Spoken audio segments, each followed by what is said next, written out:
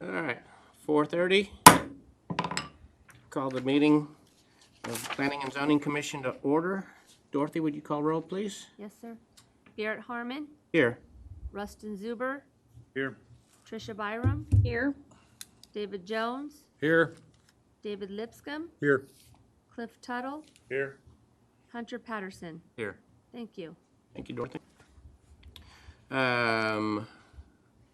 Item 1 on the agenda is approval of the minutes from the June 4th meeting.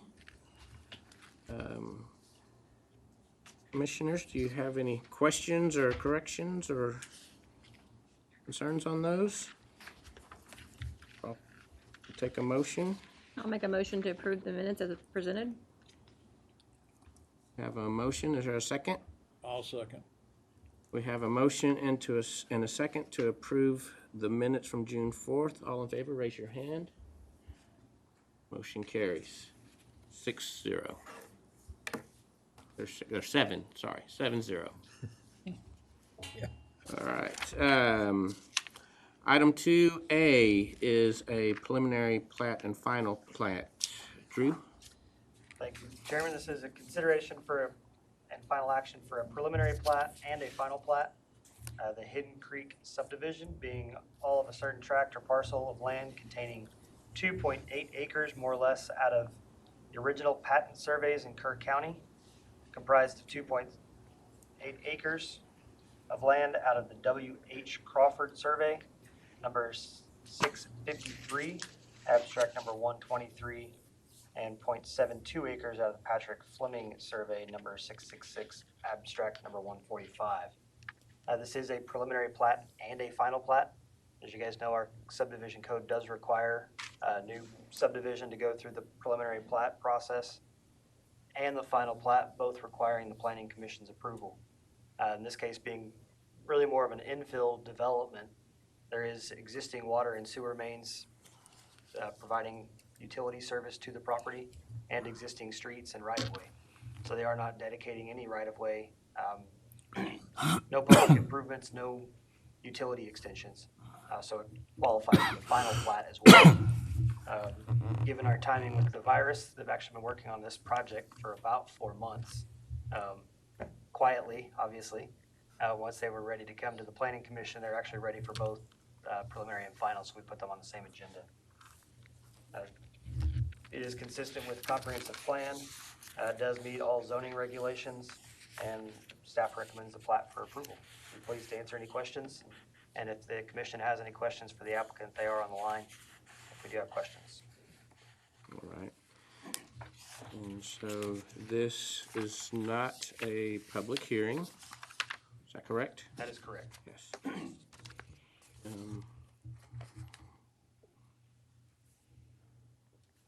And the use is for manufactured housing?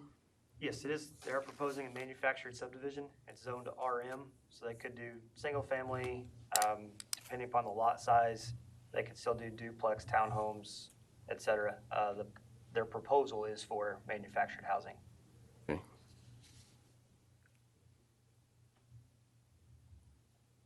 How will they access each lot, and what are the requirements for driveways? They'll access off of Leslie or Lawrence. As you can see, you've got a couple lots facing both directions.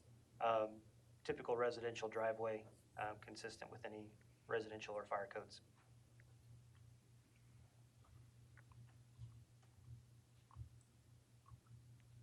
And you've got the final plat on the screen in front of you. Just kind of get you your bearings. Just to the northeast is the Planned Development District we did about 18 months ago, 2 years ago, which is behind Lowe's. So that's the Planned Development District for the little warehousing distribution center on Leslie and Easy Drive, or Easy Street. This is across Leslie from that project. What's the current configuration? This is 6 lots. What is it now? It is actually just a remainder tract of another parcel. It's vacant land. All we're looking at is the subdivision of the land, not the use of the land. That's correct. And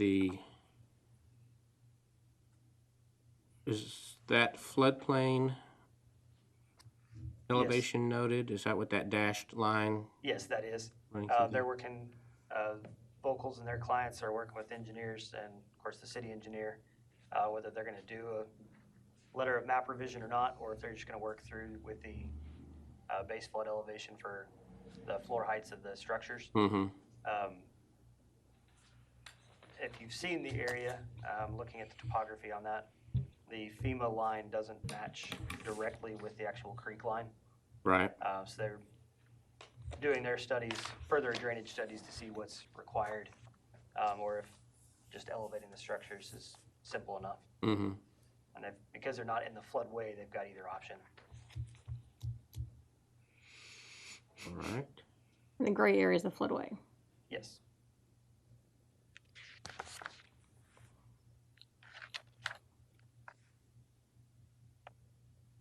And you can see those topography lines on the preliminary plat in your packet.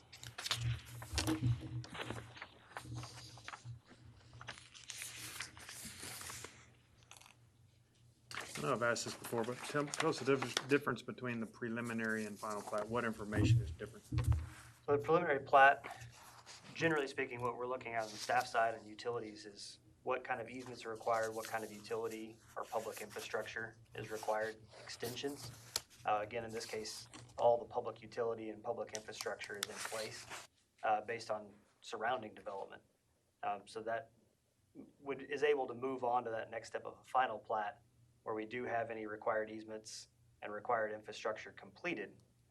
Since it's already existing, there's no timeline difference between the two.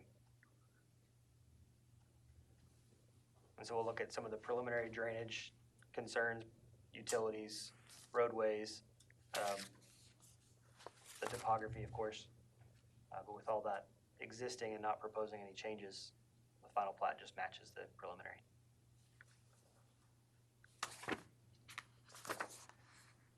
Well, it seems, given the area, this seems like it's not necessarily out of line with what's going on in the neighborhood and the vicinity around it.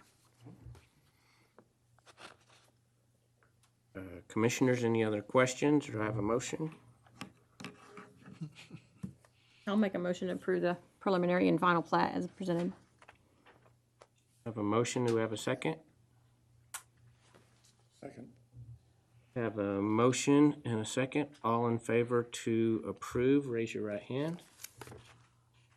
Motion carries 7-0. All right. And just for the record, I'm going to read in 3A. 3A was withdrawn, but since it was posted on our 72-hour notice for the Open Meetings Act, I'll read that into the record.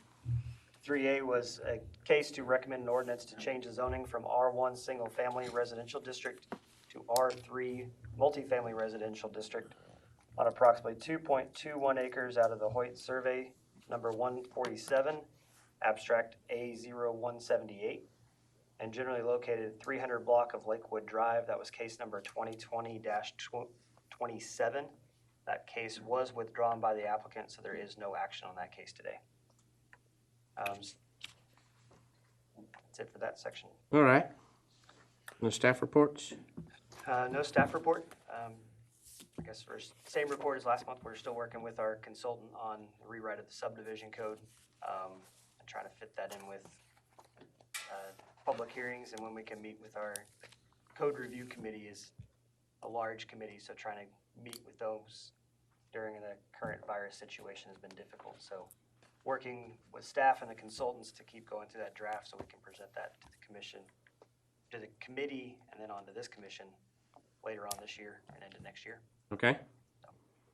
All right. Anything scheduled for our August meeting?